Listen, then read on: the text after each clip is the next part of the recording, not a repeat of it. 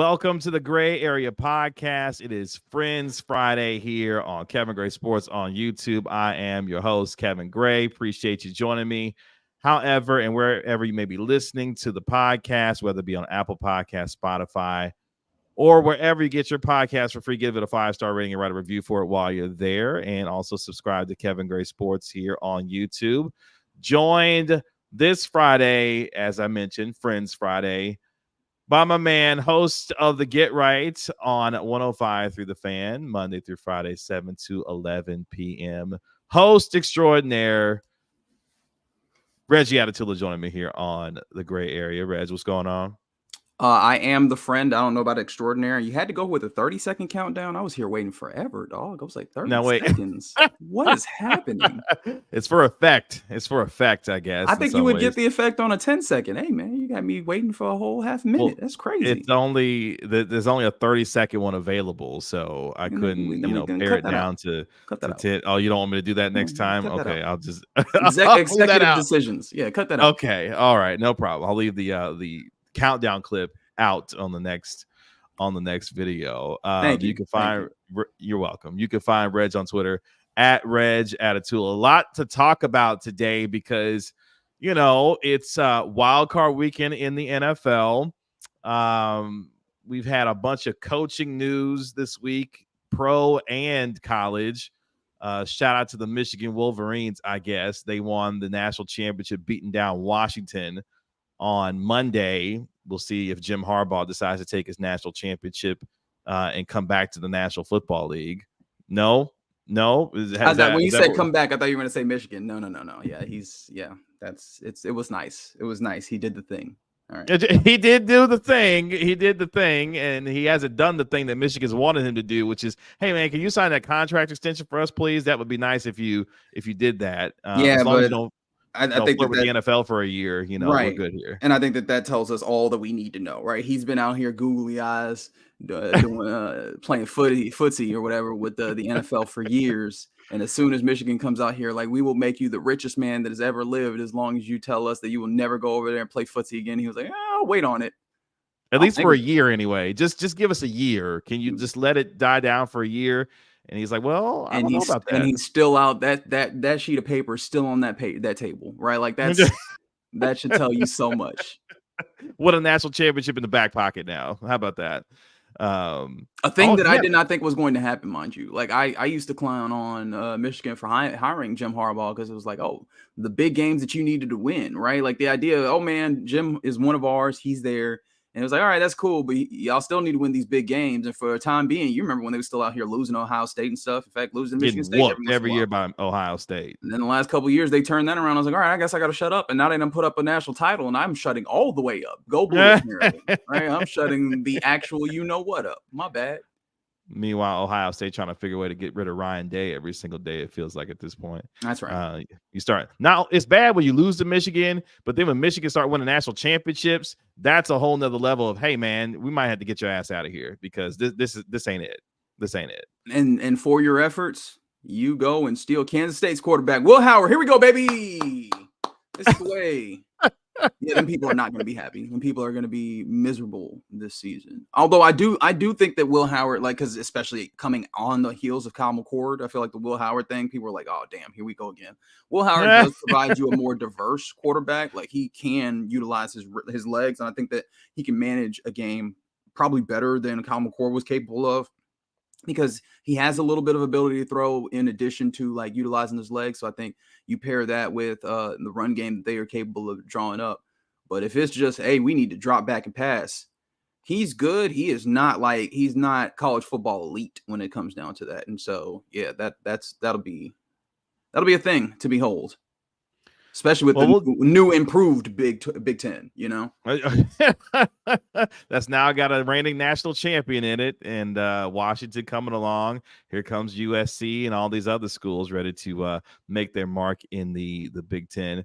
We'll definitely get into some college football because we have seen a very interesting set of circumstances with some of the coaches that have left this week, and we'll definitely get into that. But before we get there. Mm-hmm. It's about the NFL this weekend. It's super wild card weekend. And I know I did that just so you could get the reaction. And the Cowboys take on the Packers on Sunday afternoon.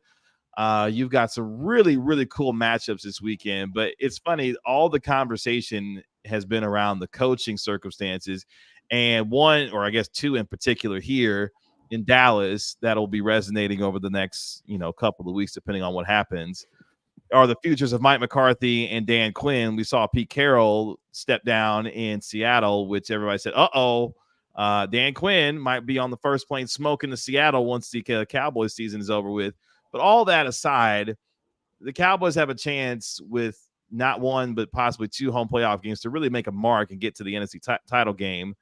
Just from your perspective and what you have been talking about this week, where are you when it comes to how you feel about the Cowboys taking on the Packers this weekend and what they should be able to do against Jordan Love and that team? Oh, just the Packers? Yeah, no, I think that Packers is a game that they very much will win. I don't think let's put it like this. They put that 7.5 up like to start, and I was like, ooh, that's an interesting number that I did not see coming. Like this Packers team offers more than I think that we would assume. And I understand like that where they are in their, kind of life cycle of a team, right? They're in this place where they're kind of ahead on a retool of sorts. They are.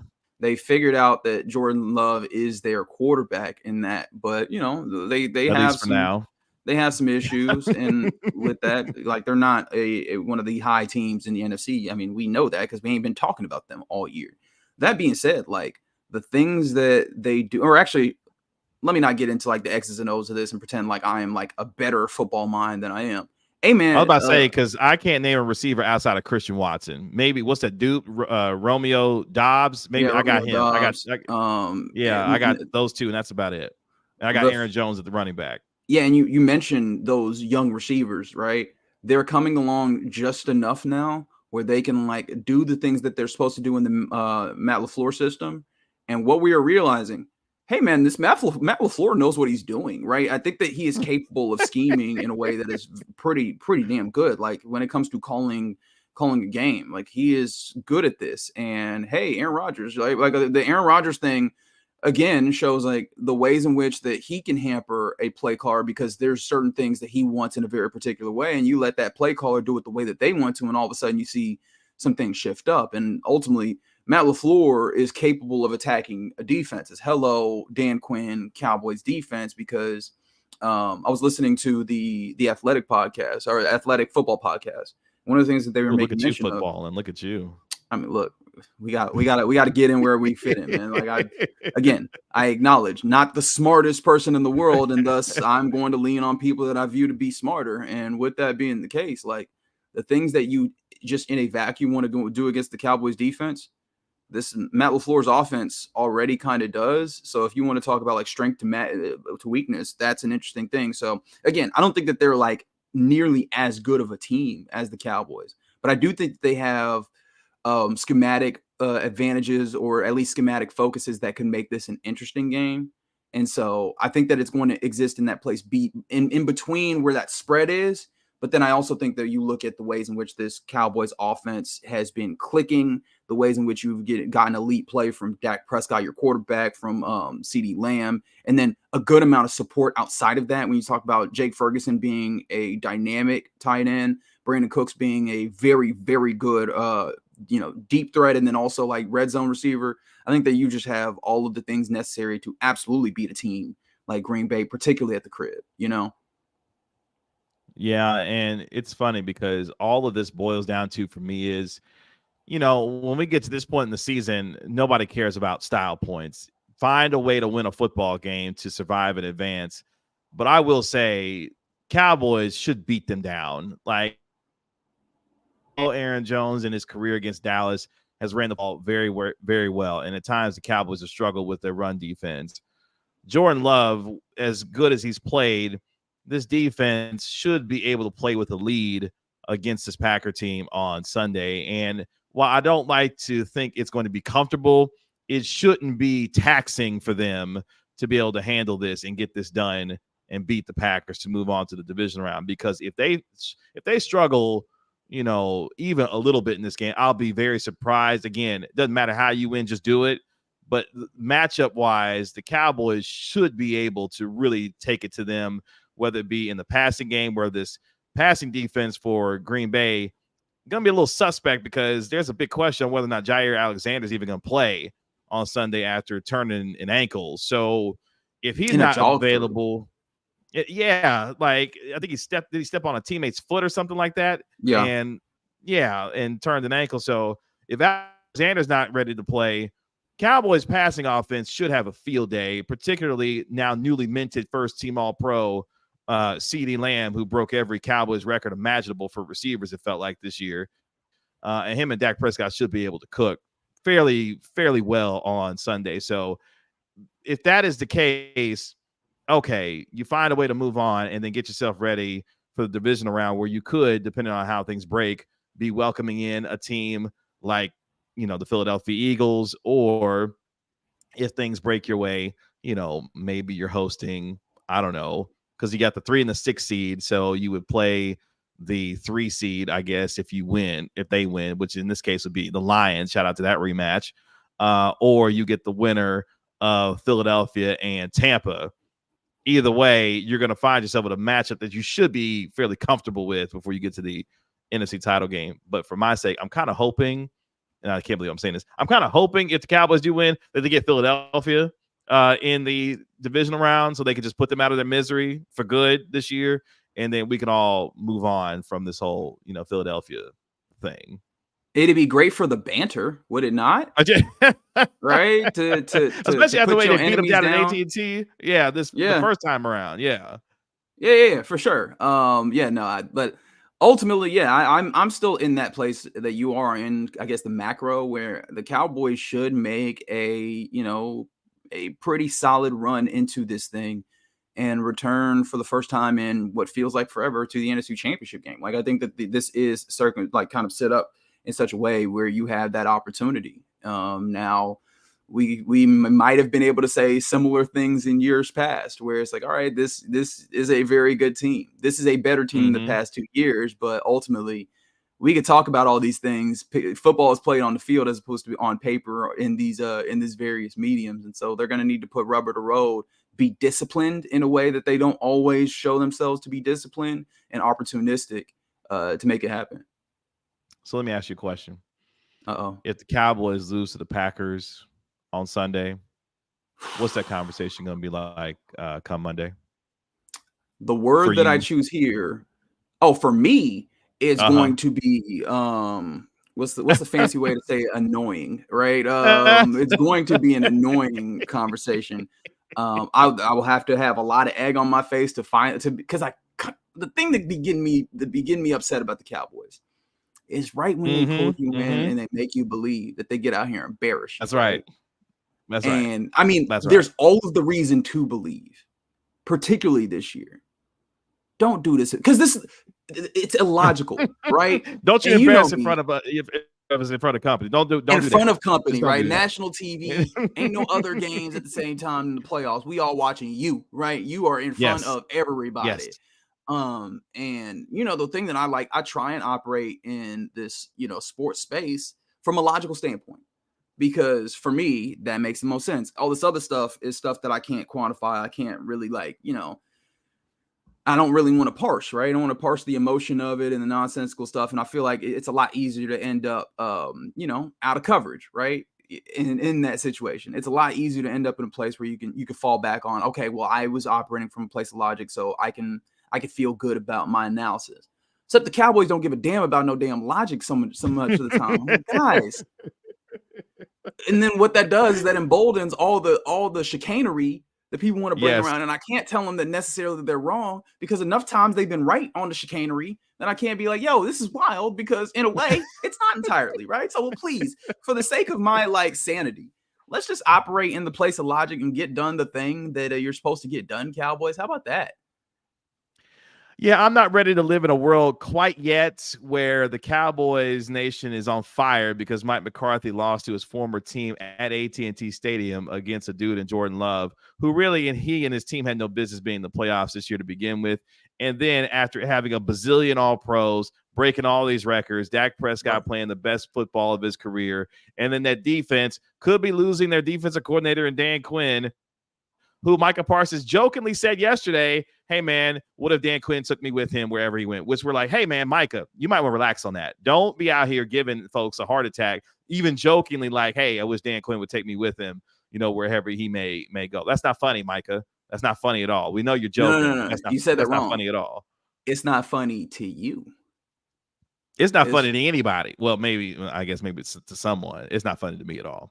That's the thing. You're just in that place where, See, now we're doing the thing where you're doing it to yourself, right? You're doing it to yourself. You just said it. You just said it. This team be out here embarrassing us in front of company. So This is how it gets me at this point. Like, I got to think about all the scenarios here, because if they do, no. I think you're responding wrong to that truism that they be out here embarrassing folks from time to time, because they be out here embarrassing. I'm the us. Stop embarrassing me. Stop embarrassing me. Okay, that's fair. And that's the crazy thing. I have started to have to deal with the embarrassment, and I don't even be rooting for the team like that. You know what I mean? Like, obviously, I root for my personal interest of being able to talk about football for as long as possible. And logically, they're a good football team. They be getting on me. They be, hurting me behind this. But no, the way that you need to do this, right? Or the way that I would suggest you do this, because I ain't your daddy. I ain't gonna tell you how to live your life. Hey, man. Don't deal with the disappointment before the disappointment comes, right? Because that's how to get you, right? You have to. Now you're dealing with disappointment every week because you're anticipating the disappointment. Now just wait for it to come, then you can deal with it, right? Because now in that way, how many times are they going to disappoint you? Like, let's just say 5 out of 10 times. They've been doing it for 28 years at this point. Sure, fair enough. But let's say 5 out of 10 times, right? You right now are dealing with disappointment 10 out of 10 times, because every time you're anticipating it. Just wait for it to happen, then we can deal with it. Give myself a better percentage. That's right. Just give it not even a better percentage, just a little bit of stress relief, right? Like a little bit of time of rest and relaxation. And then when they handle their business, you went through a weekend of not having to deal with all this stressful of, oh man, are they gonna have to fire McCarthy? Right? What's gonna happen after this? Is this gonna tumble into the sea? Are they gonna hire Bill O'Brien? Or not Bill O'Brien, Bill Belichick. I don't know what you're doing there. Yeah, not Bill O'Brien. But see, here's the thing about that. There's a catch to that. Because even if they do win, I don't know. Don't let Bill O'Brien go to the farm and do some studying and watch all the teams. You never know. It could happen. Oh, wow. Okay. All right. And then convince everybody that he actually watched the tape of the team that he was trying to get the job still can't for, believe Mike McCarthy. He let that walk. That one walked. I still can't believe it. Anyways. See, here's the thing, though.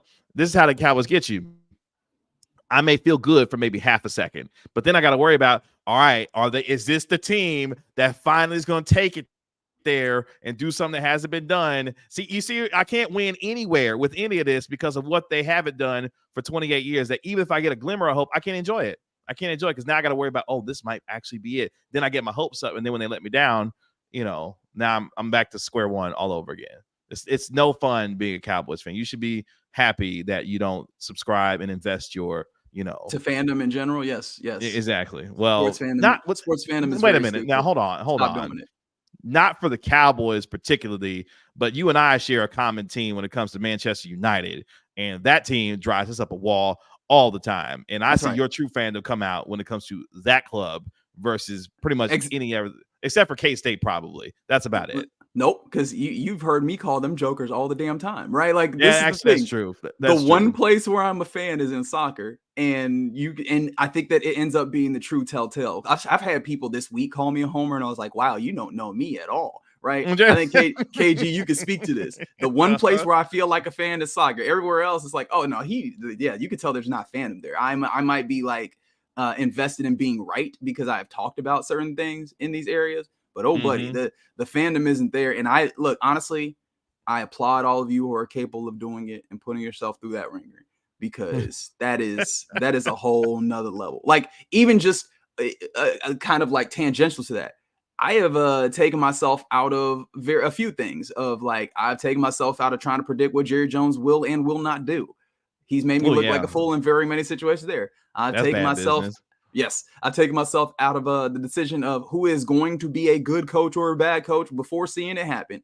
I don't know what makes a good one or a bad one ultimately, right? I think I have some theories. Half the time.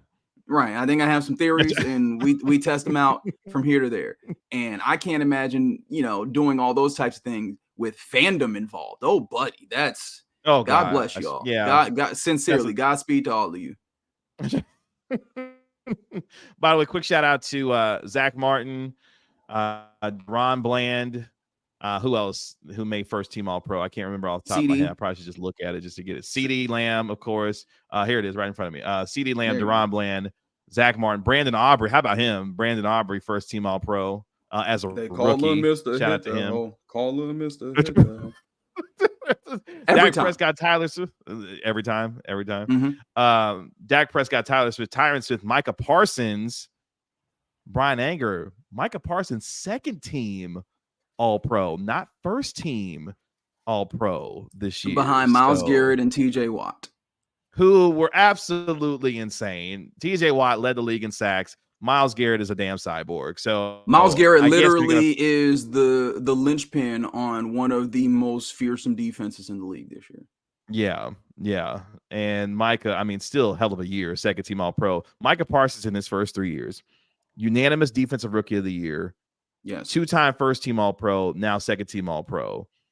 I can't think of a bet, and possibly defensive player of the year. I think it's either going to go to Watt or Myles Garrett, though, honestly. I can't think of hardly a better start to a career, probably other than Aaron Donald, who, by the way, made first team All-Pro again this year, bazillionth time. But Micah and CD, they getting paid. Actually, all three of them are. Micah, CD, and Dak all getting paid this offseason, which makes this so much more interesting for me in this case because of how much this team could potentially change, not just from Mike McCarthy or Dan Quinn may or may not be here anymore, but what this team has to do from a financial standpoint, decisions on Michael Gallup, Tony Pollard, and then, oh, that's right, Micah, Dak, and CD all need new deals this upcoming offseason because they absolutely balled out, particularly in Prescott's case, in a contract year for him. So, yeah, they need to make a run because things are about to get real costly for this team and how they move forward because all them dudes need to get paid. Yeah. You're right. But this is what this organization has spent a long time doing. And honestly, like this, it feels kind of cyclical in a way because I wonder how many people have forgotten the years of playing kick can up and down the roster. Oh boy. Right. Like I know that we've gotten to the point where we view this front office as being one that refuses to spend money. They used to do that all the damn time and had their issues with it too. I think that you hope that they come to a place where they are able to call back upon those years and not necessarily replicate them, but understand, okay, how do you take the best of those times of manipulating the salary cap without fully leveraging yourself, leveraging your future and mortgaging your future? Because like you said, you put yourself in a place where you have to pay those dues. So you're going to have to, figure out how to navigate those things. And part of that is making sure that you draft well and, get guys in that are going to be beneficial. But yeah, all right. I'm sorry. I'm going to do the thing. That's something that's going to be interesting to see, considering that a certain Will McClay's name popping up everywhere, right? Everywhere. Everywhere. And it ran this team extremely well. He's drafted extremely well, and he deserves an opportunity to be a guy that runs his own team if he so chooses to. I found a very simple solution to this, though, honestly. Mm-hmm. Okay. Give him a raise and name him president of football operations. Jerry and will be willing to stay. Say that one more time. Make Will McClay president of football operations and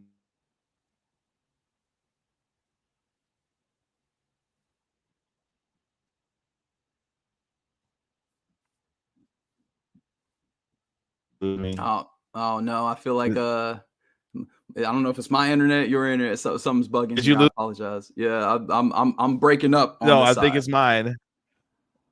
I think it's me. Can you hear me? Yeah, I hear you better now. What's happening over there? Yeah, it's I think it's my internet is decided to not be great on me. I think that's what it is. I knew who do we got to I should have call did about this somewhere else. You said what? Do we need to make a call? No, I don't think so. Oh, okay. No, Right. maybe now. No, I mean I hear you, but I'm at this point I'm worried about your internet and what's happening over there. Well, me too. Me too. This is the joys of doing this, because I'm sure people are like, "What the hell is going on?" As more people try to come in and say, "What's up, Andres Gonzalez? What's up?" Hopefully, my internet doesn't cut out on you as you see this That's message. good. But hey, No, I mean I saw that, I heard all that. I'm very glad that I don't have to call them people to make sure to get on because all I pay the good people. money.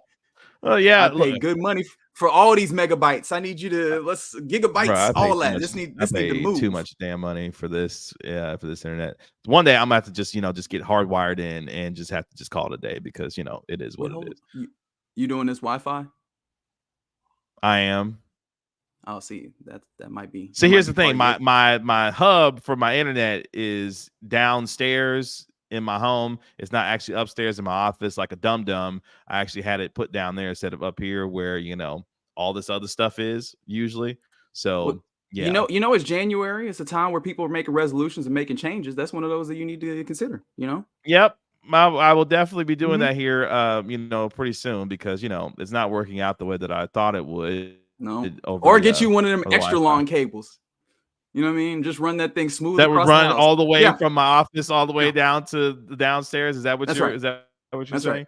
I should grab I'm like sure the there's extra someone long one. listening that's like, that's not that helpful anyways because the cable's so long. I don't care. The joke was funny to me. Okay. Thank you for providing a solution to That's my right. issue. I'm gonna add on my name, Reggie Adetula, IT support right there. Just right there.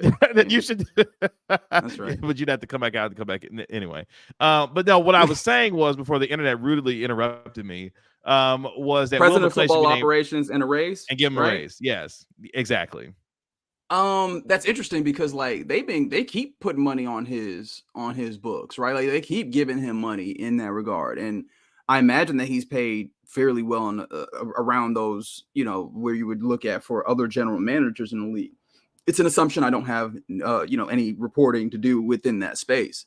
It feels like if he moves somewhere, it is for the opportunity to have more actual responsibility or to have more of a hand in this. And I don't know what more you can give him at this point when it comes to like more of a hand in what he's doing, unless it's just like maybe it is the title and like the respect of, hey, it is mine. But again, I still don't know how you give him more of that here when you still have Jerry Jones being front and center and you still have Stephen Jones also being a level of front and center as well.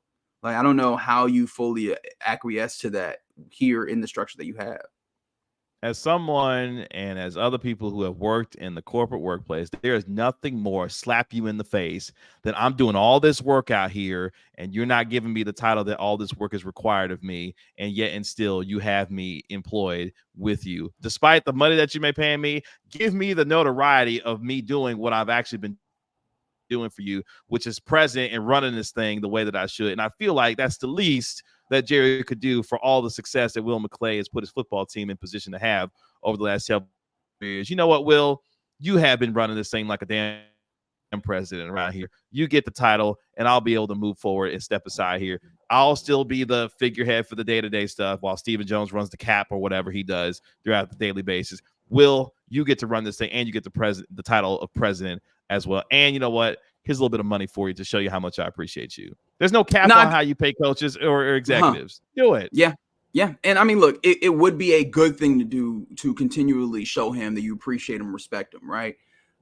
My thought process is assuming that he is, really and truly considering any of these opportunities, which I don't think we can do. I don't know that he is. I know that there's been, general talk around the idea that Will McClay is probably in place until, his child graduates high school. And I believe that child is still in high school, right? Like a level of, stability in being in the place, I imagine still factors in, right? I have no idea how seriously he's considering the idea of moving. But again, if he is considering the idea of moving, I don't know what you can do besides we are getting out of your way and fully giving you this thing, because that is what he would be looking. That is what he'd be getting elsewhere. I don't think that anybody's paying him better, or like, I don't know necessarily that the title is what does it for him, even though, like you said, like the title does, belie a level of respect that is given. I just, if he is considering going elsewhere, I think that that's just a different situation. And the thing that has also been interesting to hear is the idea of how much Will McClay enjoys working with Dan Quinn. And that's the thing that scares me as I'm thinking about it. And again, scares me without having very much like basis in it. But the idea of if he loves working with Dan Quinn so much and Dan Quinn gets one of these jobs that's been open with both the head coach and the general manager, the opportunity to work alongside someone that you enjoy quite a bit. Well, that's an interesting circumstance. Which is why if you're hoping that Dan Quinn gets a job, you hope it's in Seattle, because John Schneider's been there for forever and he knows him, like the back of his hand, I would imagine. So he would feel comfortable there taking over for Pete Carroll, which gets us to this conversation, because I was very, very shocked. Actually, no, not with Bill Belichick. And in some ways, not necessarily with Nick Saban. The Pete Carroll one kind of got me, because here's what's interesting about the three of these men. First of all, two of them are best friends. Nick Saban and Bill Belichick are very, very close. Long time, was coached together when they were in Cleveland. Like, they've been together for a while and known each other obviously for years. But you think about the three of them, you've got the greatest coach arguably in NFL history, the greatest college football coach in the sport ever, and a guy in Pete Carroll who in a lot of ways was a bridge between college and the NFL with the success he had at USC, with all the success winning a national championship, and then went to the NFL and was able to win a Super Bowl and really became a very interesting character in the league because of not only how long he coached, but the youthfulness at which he went about the job, even within the grind of being a head coach. And then you've got these other two on the spectrum of disciplinarian, all of these things that Bill Belichick and Nick Saban brought. I just find that the three of them leaving the sports at the same time was very interesting, given what each of them have meant to each of their, professions, whether it be in college or in the pros in that way. Yeah, it's an interesting confluence of vacancies, because I don't think any of them are in the same vein, right? Belichick, I have a strong feeling, is still going to be coaching, right? I don't think that he's leaving the sport. He's leaving that particular position. Nick Saban is leaving. He said, "I'm out of here." And I thought the interview that he did, I believe on ESPN, if I remember correctly, was very insightful. The idea of there's a lot of people, especially in the college football landscape, when it comes to players, but also coaches, people that always are going to ask you for a level of assurance that there's going to be some stability here, right? Can you be here for are you going to be here for the next few years? And what he said is it was getting harder and harder to tell them truthfully that he would. And I think that's a reasonable thing to do, is look around and be like, I'm actually not sure that I'm going to be here for a long time. And rather than like lying or trying to do this in such a way, hey man, might as well step away. You've done everything that you need to do. There's no contemporaries around you. And if you are not certain that, if you're not certain that you can keep doing, well, I'm not even that you can keep doing the job, but but also he did talk about the stresses that you can keep doing the job for an extended period of time. Sounds like you're about ready to go. The level at which he did it at. Right. Yeah. Why wait? Why wait for it for the quality to dip? Why not go when you can? Right. Compared to Pete Carroll, Pete Carroll is an interesting one, because I don't know that he returns to the field, but also it's I don't funny think so either. There's a lot of people that are willing very easily give their respect to Bill Belichick, very easily give this respect to Nick Saban, and people have talked it felt like they have not given Pete Carroll the same level of respect, and that man is one of the best coaches that we have ever seen, right? Like the other two coaches, there's been a lot of coaches that have had success on one of these levels and has not been able to do that on both levels, and that is a man who has, and that matters, because that shows a level of malleability, a level of consistency, a level of, I don't even know what the right word is, but that dude is incredible at what he does. And it's kind of interesting to see him not get as much love. I saw Bomani Jones make the quote that he's the Farrah Fawcett of that day, because everybody forgot about what he was talking about as soon as Michael Jackson and Nick Saban came through with his news, right? Like, it was just like, oh, we whatever, bump that, right? Let's talk about this over here. But I do find that to be very interesting. And also that, like, it was one of those things where he was moved out and he still very much wanted to be there. But I think that's where this ties into Bill Belichick. Those two guys, I think that those guys are moved, if for no other reason than teams looked around, or people look around and they go, this is a fruitful crop of potential head coaches, more so than I feel like any other time than I can recall. where you look at obviously Jim Harbaugh might be available. You look at Vrabel comes available. You look at all the various coordinators that I think people feel more strong about than maybe any other time that you had a particular hot name out there. Like there's a lot of guys, and it feels like you do not want to miss your opportunity to get in the pool this year and hire somebody who you think could take this on further. So yeah, man, it's kind of crazy that you have all these guys step away or forced away at this time. It maybe speaks to a particular era of football coaching that is seemingly closing more than anything about the individuals, you know?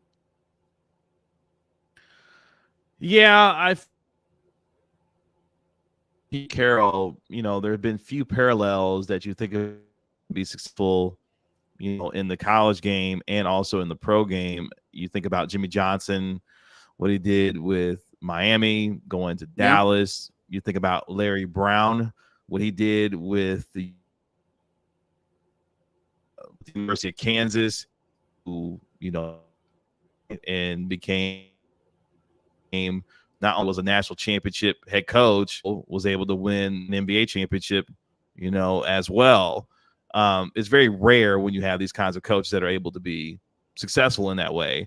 So in a lot of ways, I feel like Pete Carroll, in the respect that he's due, in a lot of ways, should more than what he was probably given because of the transition and how hard ranks to the pros, and then ultimately be playing. And in Carroll's case, he was different because Carroll was in the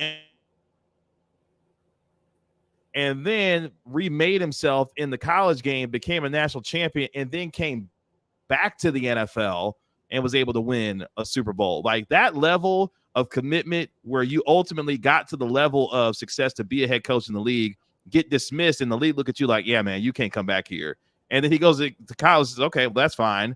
I'll remake myself and win a national championship and then become that much more desirable to come back to the NFL and then ultimately get to the peak of success. To me, that is a level of achievement that I don't think people really understand what kind of level that takes to be able to stay with that to ultimately get there. And I'm so glad that you've gone down this path because it's gotten me to this quote that I love so much. That Pete Carroll was profiled in LA Magazine a while back. Mm-hmm. And this is the mentality that it feels like he had, or at least that maybe you have to have in order to do something like that, where they were talking about, some of the past failures that he had as a head coach in the NFL.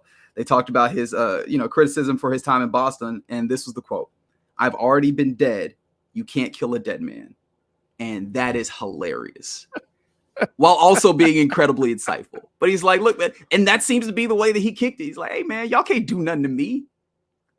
Y'all already did your best. We're going to get out here doing what we need to do. And ultimately, like, there's a lot of ways in which the Seahawks have, like, shifted the way that football is played in the NFL.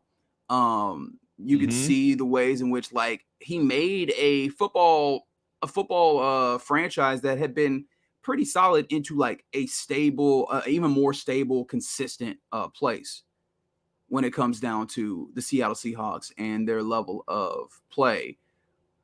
Yes, you can't kill a dead. That's right, JP. Man. JP That's Cantrell. Right. That's right. And no, I find that incredible, and I do find it interesting that he was not. It seems like he was not ready to go, but Jody Allen and that team was like, yeah, we don't want to see this become bad. It's kind of the Bill Belichick philosophy. Ironically, what was the whole thing with Bill Belichick in New England? Well, no. The idea is we're going to move you out early before it's late. Like, that's the whole thing with Bill Belichick. He took with his players. It was like, look, man, we're going to get you out of here before it's too late. And now we're sitting here paying you, and you're not performing at the level that you were in order to get, the idea of being around here still. And in some ways, that's what the Seahawks is. Like, look, this has been great. You were able to get us back to a level of respectability after the whole Russell Wilson, debacle. Geno Smith, you got him out here winning comeback players of the year. Like, you did a great job, Pete. Now it's time to go ahead and make the transition. And you know what? For your efforts, you can stay around here and we'll pay you still in an advisory role. How about that? Yeah, I did love the idea that he can still be involved if he wants to. And I was like, what does that mean? Like, in what actual role? What does that look like? I'm intrigued. I'd be like, look, you know what you can do for me? You can give me a corner office with a view. Let me just look over, and see the team every day. Just call me every now and then when you got a question about a player or a situation. And, look, I'm going to be your ultimate consultant. There's nothing better at my stage of life as a 72-year-old man that you can consult me with your questions. How about that? It is crazy to remember. And this is the first thing I thought of when I saw that they were letting him go, that he's 72 years old. Like, he is one of the coaches that for the longest time has just not appeared his age, right? Just, I guess, maybe in the demeanor, how he kicks it or all that.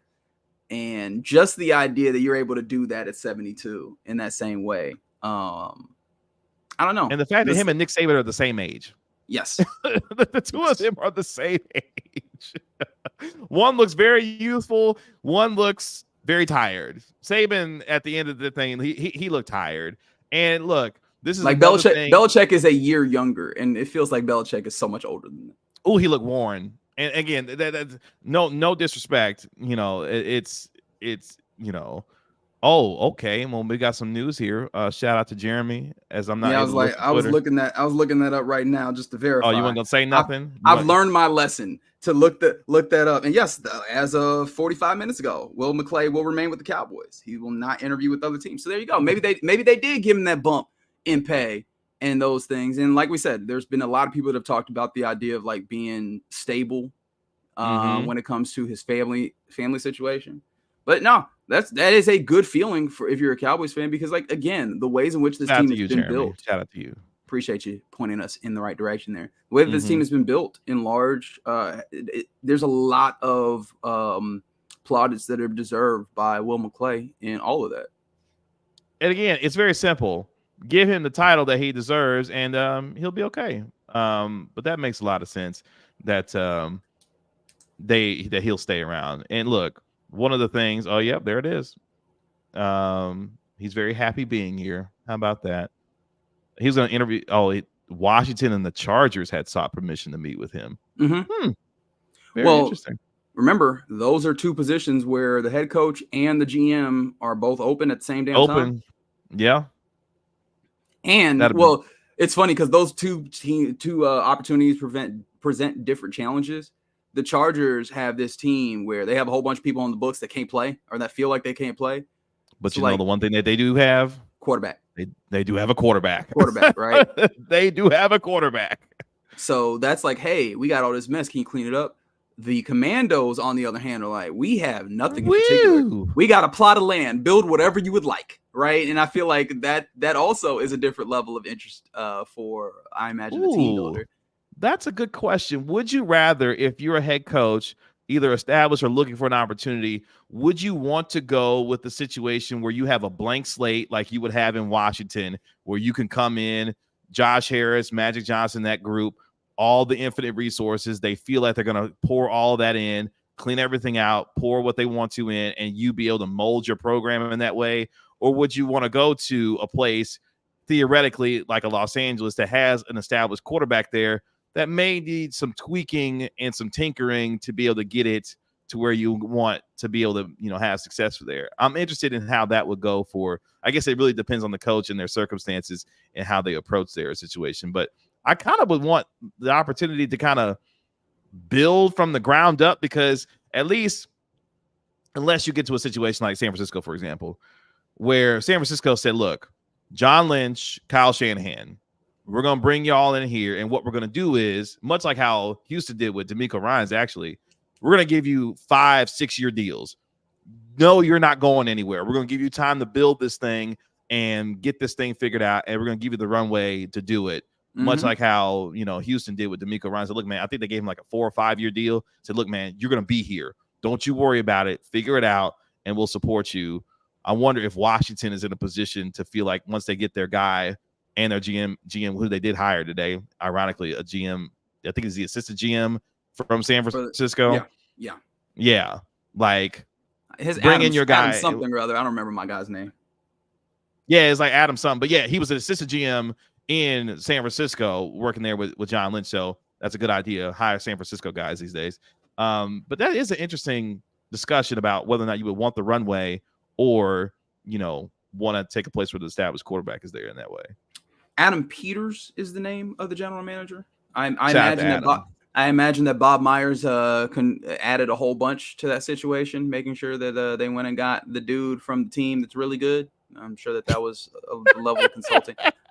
Consulting is such It was a racket. Bob Myers and Rick Spielman. yeah, those two consulting guys. is such a racket. I got to get into consulting, man. Go hire from the guys that are really good. Take their guys.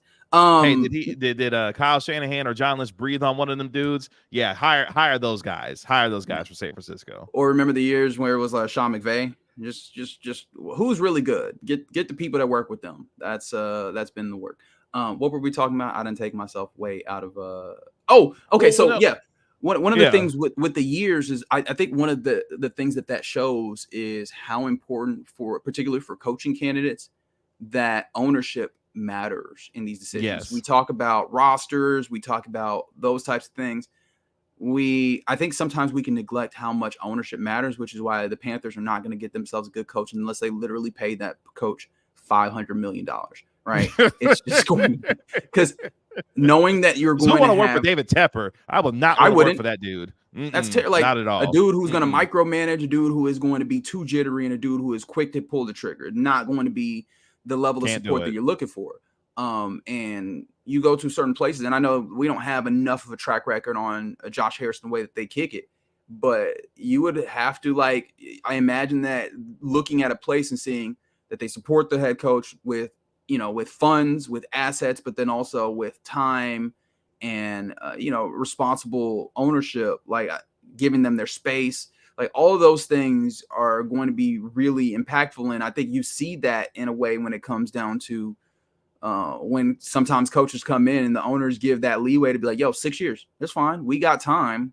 We will give you this financial investment. Not saying that you can't be fired. Just if we fire you, it'll be a lot of cost to us to let you know that we are putting on ourselves a certain level of guardrails to give you enough time to do what you're supposed to do. So yeah, that's another thing to consider when all these things are the case. And I do wonder how much Will McClay looks around and is like, hey, the level of ownership support that I've gotten here in Dallas matters in the ways that this goes.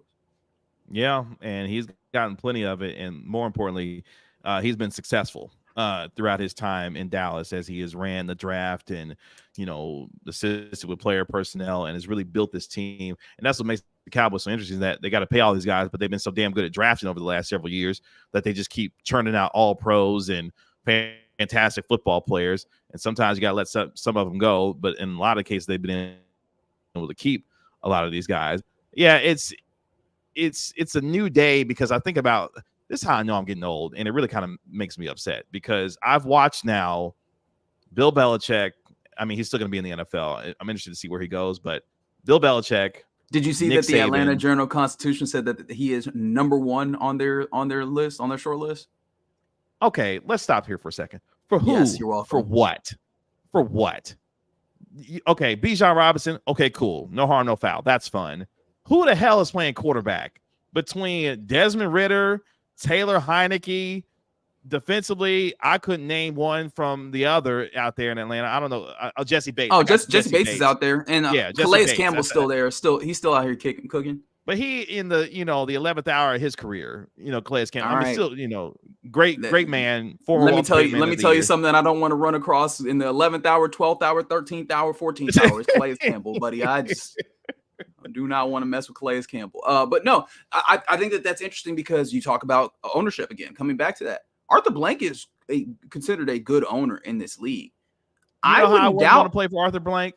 Real quick, I want to play for Arthur or coach or work for him because he looked at Lamar Jackson and was like, nah, we're good there. No, I don't want to work for you. You know what that probably is more about?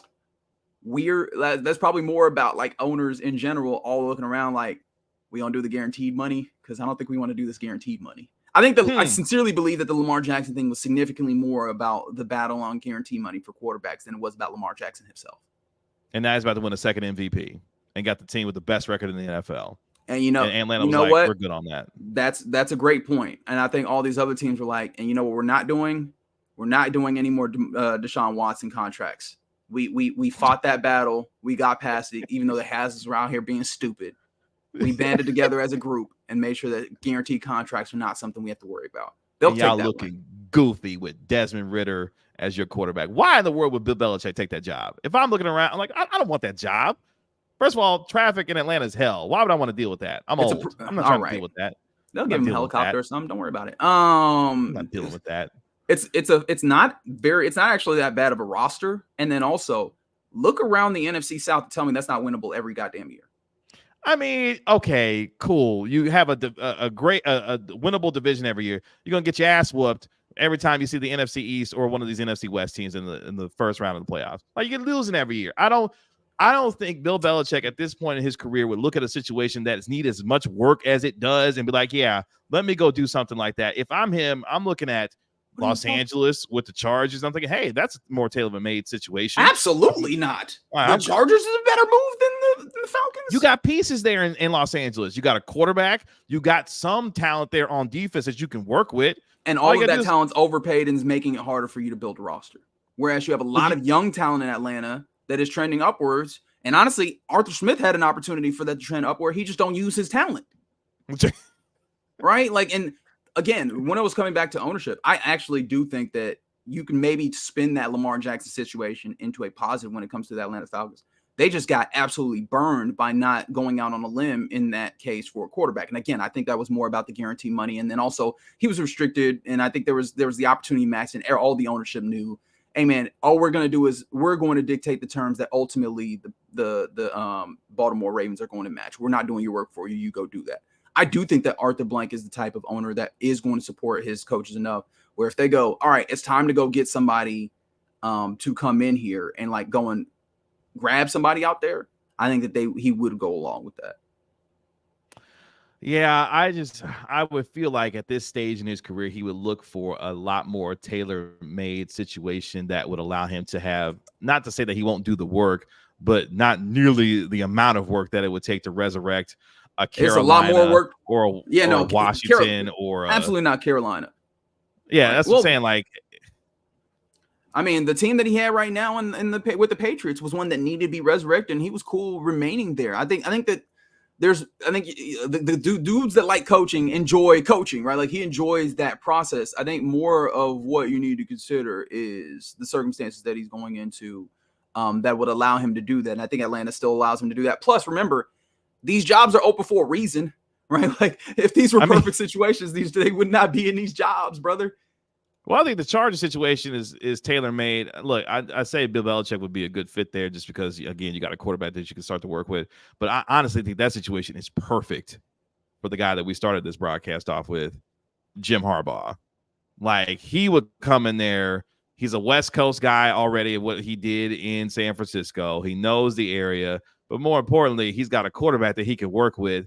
And he will infuse a level of competitiveness within that football team that you look around, well, yeah, they play in the AFC West where Patrick Mahomes resides. They can't find a receiver worth a damn right now. And at least in Los Angeles, you could feel like you would give Harbaugh the runway to be able to make that thing go, especially looking around with who knows what Denver's going to be with Russell Wilson on his way out the door. The Raiders are a dumpster fire if they don't decide to hire Antonio Pierce. So really, it's just Kansas City that's in your way right now. The Vegas Raiders got some transition that they're going through. So if I'm Jim Harbaugh, I'm looking at Los Angeles like, yeah, I probably want that job because I probably have a chance immediately to make the playoffs. And two, it's just going to be Herbert versus Mahomes for years to come. And I could work with that and figure that out. Okay. I'm a little bit more interested now that you break it down in that such a way. I don't know. There's still a level of concern I have when it comes to that roster and the way that it's situated and the ways in which you are beholden to a lot of players. Turn that thing around San Francisco, and they was within the NFC title game within a couple of years. Like, he'll get that. They need a GM though. They gotta get a GM out there that can help work that out. But I think Harbaugh would make a perfect fit in Los Angeles. But all these jobs. That would be so odd. How hilarious would that be if Bill Belichick walked into Atlanta and said, "Hey, y'all remember me that one time in that one Super Bowl? You remember me?" And do that. Oh, you got to go. No. What just happened? We have a new Alabama head coach. Oh my gosh. Already? Kalen DeBoer. Yeah, it had to move quick. Wait a minute. Kalen DeBoer. The Washington coach? Kalen DeBoer, which is interesting. No SEC ties. Literally no SEC ties. for Kalen DeBoer. Godspeed to that man. That is a tough job to walk into. Hey, man. It was funny, though. I did see a video the other day. These people out in Alabama protesting the idea of Dabo Swinney ever stepping foot on that campus. They was like, look, man, we don't want that man around here. We don't want him. He don't want to be around there either. I don't think I don't think that's good money for Dabo. Like, think about it. Remember when Tyler and what's his name, from wherever he was on the calling into the coaching show, getting after Dabo, and Dabo hit back with that, basically with that. Hey, don't forget what I've done around here and where y'all were before I got here. And he has some points to that line of thinking, right? He's a made man in Clemson, South Carolina, right? Like he's built up that program. He has a level of equity there that you don't have in Alabama. The expectations get real big, real quick. And so, I don't. Opportunity though. I feel like we missed an opportunity here. What's the opportunity? Where Alabama could have did the thing. They could have really did the thing and set the world of college football on fire. What are you trying to say? You know exactly what I'm trying to say. I don't actually. They should have hired that guy. You know which guy I'm talking about. Lane Kiffin? Urban Meyer. They had Absolutely a chance to set not. the world. Why not? You love college football as much as anybody. Could you imagine if Urban Meyer had set foot on Tuscaloosa? I don't know what that is. Tuscaloosa, and been able to be the head coach at Alabama. I don't know what that place was I just named, but that would have been. Could you look? We would have had Steve Sarkisian. We would have had Urban Meyer. Who's Oklahoma's coach? Brent Venables. You know that guy. Yep. Like Brian Kelly. Could you imagine that group of coaches in the SEC? You know, this upcoming season, like that would have been a lot of fun. I feel like it's a good hire. It's a good hire. I don't know how fun it is. Ultimately, it's not fun. What? Kalen DeBoer, there is a guy that you can hate. No, Urban Meyer. That would have been. Although Kalen DeBoer going to the SEC and you naming all these coaches, really does point something out when it comes to college football, where none of these coaches are all that fun in and of themselves. Because I don't know. We were talking about this. Randomly got to a point on the show where we were talking about like. I think Roy Wood Jr. was like, what they got to do at Alabama is have some guest coaches so that no one person has to take all the brunt of the responsibility and the unreasonableness of Alabama. And I was like, who would I love to see as a guest coach? And you know what the first answer was? Steve Spurrier. You know my gosh. Because Steve Spurrier was one, a great ball coach, but two, a hilarious human being. A petty some of you know what and all that, right? Yes. And Kalen DeBoer is like the complete opposite, like very nondescript, all those types of things. And so this is going to be a lot less fun from that regard. But yeah, Godspeed to Kalen DeBoer screams boring. He screams boring. It's in his last name. Sounds, huh? It's in his last name, Caleb DeBoer. Yeah. Okay. All right. Is that what we're doing? Okay. It is. Right. You're welcome. Well, all these other dudes had said no anyway because Mike Norvell got $1 bazillion to stay with Florida State. Steve Sarkisian said no. Dan Lanning was like, no, I'm good here in Oregon. Yep. And I guess they looked around and was like, well, we're not doing Dabo, so we'll go get the next best thing smoking. I think a good hire, but it needed to happen quick. It had to happen quick, right? Like they lost a 5-star recruit that day. Like this is not when coaching hires are supposed to happen in the college football landscape, right? You're making a coaching change after National Signing Day. That is correct. Wild. You got to get on your job immediately. And so, it had to happen quick. And I know them boosters put that money on the table, baby. Yeah, I'm interested to see the number on what that wound up becoming for DeBoer to leave Washington to take that job. I'm surprised Washington wasn't trying to keep him and give him a bunch of money to stay there. But it was like, no, it's Alabama. I'm sure they were. You competing with Alabama? Yeah, Washington not competing with Alabama, which makes it so interesting for a guy like Dan Lanning. He can stay at Oregon because he got that Nike money rolling in all the time. That, hey, man, I don't got to worry about money. Money's no object around here in Oregon because, Phil Knight and his folks are still here. So congratulations to Kalen DeBoer. Hope that works out for him in the SEC. Where again, make sure you got plenty of antacids with you, my boy. So who's the most interesting coach now in the SEC? Is it probably still Lane Kiffin. Lane Kiffin. Who are Steve you Sarkisian? Steve Sarkisian ain't interesting. No, I'm saying that's what I'm saying. Like who is it now? Because I guess it's Lane Kiffin. Yeah, probably Lane. Brian Kelly, me and my family. Absolutely not. Down Nah, that is not an interesting human being. No, not at all. Especially not when he be out here throwing everybody under the bus. Absolutely not. That's all I got. That's all I got. Yeah, it's Lane Kiffin has got to be the most interesting coach in the SEC. Oh boy. Which I'm surprised that Lane Kiffin didn't put out like a public statement about how he was open to having the Tuscaloosa job. Or Lane Kiffin is publicly denied any rumors of Lane. We wasn't asking you anyway. We wasn't asking. Right. That anyway. Would have been the heady play. Yeah. That would have been the Lane thing to do. Hey, I'm not a candidate for the Alabama job. Lane, we wasn't asking you anyway. Like, what you doing over here? Jimmy Sexton, go ask. Go see. Go. Just ask.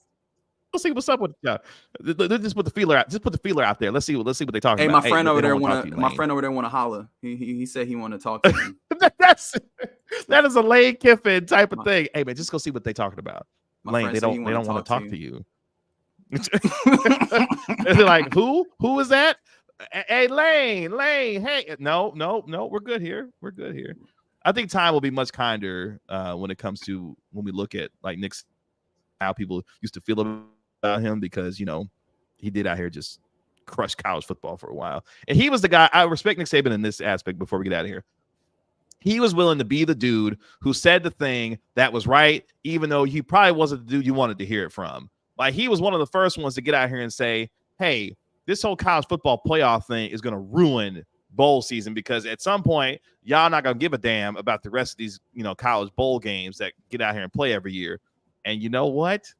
He was absolutely right, because over the last few years, especially in particular, no one has really given a damn. And this is coming from a guy that just watched his team beat Ohio State, a watered-down Ohio State, that is, in the Cotton Bowl. I didn't really care about that. I was glad my team won, but I was interested in who was playing for the national championship in the college football playoff. This is what the sport has become, and Nick Saban had the gumption to say it, even though people weren't really trying to hear from him. Yeah, I've never viewed Nick Saban as like ultimate truth sayer per se. He just always kind of struck me as a dude who said the things that he felt, and for the most part, like you can point to the idea that oh man, this college football playoff is not going to benefit the sport. You could also point to the idea that very much that is self-serving in his way, sitting on the throne, because he knew it would benefit him. right. Now, there is something to be said for, like, he always has come across as like a fairly principled man, though. Like, yes, it always seems like he's been in a place where he's out here working from a principled standpoint. And if there's one thing that he'll do, he coach up some gosh darn football, right? Like, and I say that like not jokingly, very much a dude who can coach it up. And then also, this is the thing that I've always been fascinated by in the college football of it all. And I do wonder how many people are just like from the cultural aspect of it and understand Nick Saban, but don't understand Nick Saban is a capital C recruiter, right? Like Nick yes. Saban to charm your mama, charm your grandmama, like charm he'll be in there doing the electric slide in your living room, right? Like Nick Saban was a recruiter. And so, yeah, I mean, it'll be interesting to see the ways in which that level of, dedication to detail, but also like seemingly a care for those kids. Like, I think I saw the clip of him after they lost in which college football playoff game was it, where you had Will Anderson and Bryce Young.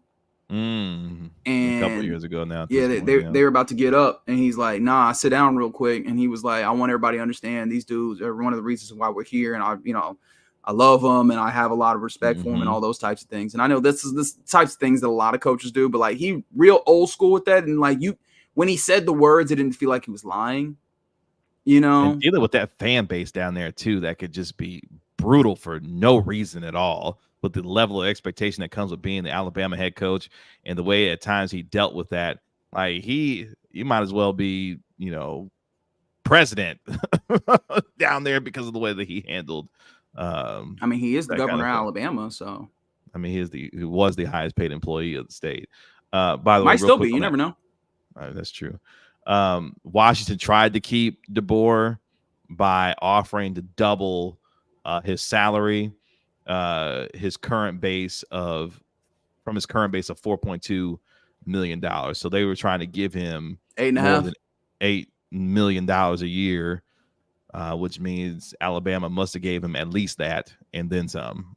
Yeah, and Alabama is also like, it felt like Washington with Kalen DeBoer was the level of step up that would be necessary for the Alabama job to appeal to you. As you're mentioning, all the stressors and all those things, like it would have to be a certain level of step up for it to appeal to you, because it is not an easy job. Those boosters are going to be on his keister about various things. And don't let you go lose 3 games, buddy. Don't let you go lose 3 games, because also the tough thing about it is Nick Saban has inflated the expectation even more from where it was. Right before Nick Saban got there, that was a program that was largely viewed as hey, you're never going to fully be able to replicate what Bear Bryant did, right? But there was memories of that. Now you are if you go 3 years without winning a national championship, we looking at you a little crazy, fan base. And that's an insane place to be. It is. Got all the college football. Could you be expected to go undefeated every single year to have a chance to win a national championship game? That's what made only in Tuscaloosa, honestly. Yeah, I don't know that. Is there anywhere else that has that exact level of expectation? Like Georgia isn't so far away from where they used to be that they've gotten there just yet. I feel like Alabama is the only place where that level of expectation is there, where it's like you got 3-4 years before we come knocking, and Notre Dame that's on national themselves. championships. Or do they? They do. If they did, Marcus Freeman would have bricks through his windows right now. Well, he had to resurrect the level of the program for a while there, and plus the players wanted him at that point. He had. He took his first game coaching there. I think it was the Fiesta Bowl. Like, he took over for Brian Kelly because he bolted in the middle of the bowl season and went to LSU, and they were looking around like, hey, who's going to do this? And Marcus Freeman was like, well, I guess I can. And I think they want to win in that game. I remember if they won that game, I think they lost that Fiesta Bowl. Oh, they did lose that Fiesta Bowl. Yeah, they lost that Fiesta Bowl. 9-4 and 10-3 in his time with Notre Dame thus far, going to a Gator Bowl and a Sun Bowl. Yeah, Notre Dame don't care like that. But they act like it every year. We are Notre Dame. It is our birthright to be, the program. They're front. We're all front. They're front, and we're allowing them to front like they actually matter in that same way. No, I can't stand them. I'm so sick of every year talking about Notre Dame's back. I don't care. By the way, shout out to Quinn Ewers, who decided to make a run at it against Eli and Peyton's nephew to be the quarterback of Texas. Good for him. That is going to be the most fun. That's going to be the most fun non-quarterback competition, because it's not a quarterback competition, but it kind of is. Yeah, it's not a quarterback. That's Arch's job. Good. Oh, good wow, you're going Quinn. that far? Yeah. No, I think Quinn is the presumed starter, and I imagine the posturing will all be that he is a starter. But hey, you better ball in the spring, baby. I am genuinely surprised. Again, good on him for not running away from the idea of competing for that job there this year, dog. They did, but all of us, most of us, are waiting for Arch to come in here and let the world on fire. And look, Quinn Ewers could have went anywhere in the country. It's funny. He could have went back to Ohio State and got that job for free and been able to take Ohio State, baby, to a college football playoff. Why go take another job with my job right here? Well, you saying he shouldn't believe in himself? He believed in himself. This is my job. Again, I applaud him. It probably would have been me. All the NIL money sitting around here, all these other schools, and I got a chance to get a free job. Because here's the disadvantage for him. Anytime that cat make a mistake, guess what? Hey, we're Arch at. It's a lose-lose for him. If he ESPN's gonna be real jerks about it. ESPN's gonna be real jerks about it. You're just gonna have that picture right there. There's Arch. Every time they're gonna have a still looking at Arch every time Quinn Ewers throws an interception or does something that has Texas costing them a football game. Hey, where Arch at? Arch. Shot on Arch. It's like Taylor Swift. Every time Travis Kelce do something, hey, where's Taylor? It's the same thing. It's gonna be all for him, but good for him though. Good. That's good. And don't run away from challenge and responsibility. Good job. Rez, tell the folks that they can find you. What you got going on, man? At Reggie Adetula on Twitter. I host a show 7 to 11 p.m. on 105 through the Fans called The Get Right. And then every once in a while I'll hop on the Locked On Mavs podcast, usually once weekly. Yeah. There you go. Appreciate And that. then I talk to my guy KG every once in a while too. So. Oh, that's nice. And yes, Mr. Gonzalez, you're right. I need better internet. You're exactly right. I appreciate you pointing that out. Thank you. I'll work on it. I mean, you could work from the couch. You could work from the couch. You know, I mean, be comfortable too. It could happen. You know, I think that could work. What? I mean, you said that's kid. You said that's where the internet connected though. No, it's downstairs, like you don't need to know where it's at. It's just not up here where it needs to be. Yeah. Okay. And also, I imagine the people ain't mad if Tori come through. She a star anyways. And she does love a good camera. She does love FaceTime. Put my baby on the camera, okay? How about that? It's kind of hard because she's in school, learning in school. I guess. We support the kids in school. Whatever, man. You're supposed to say yes, we do. Okay, all right, never mind. All right, appreciate that. That is it for this episode of the Gray Area Podcast. Appreciate Reg for hanging out with me for quite a long time today here on the there it was. I almost said it. Almost said it. On the Gray Area Podcast. We need to leave. Make sure you download and this has been a mess. You download and subscribe to this podcast if you so choose to after what you heard today. And you can also watch it on my YouTube channel. Don't worry about the internet part of it. Just skip past that part. I promise you the rest of it was good. And then we'll be back hopefully next week with better internet. For Reg, my name is Kevin. Appreciate y'all. We'll talk to you later. Peace.